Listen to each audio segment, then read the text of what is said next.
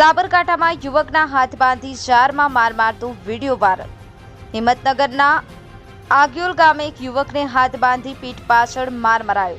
હાથ બાંધી જારમાં માર મારવાનો વધુ એક કિસ્સો સામે આવ્યો। એક મહિલાને યુવકે દંડો લઈ માર મારતો વિડીયો વાયરલ। માસિક સ્થિતિ સારી ન હોવાને લઈ યુવકના ઊંચા અવાજથી પરેશાન થયાના આક્ષેપ સાથે મહિલાને યુવકનું કૃત્ય માર મારી યુવકને મંદિરમાં લઈ જઈ પૂરી રાખ્યો।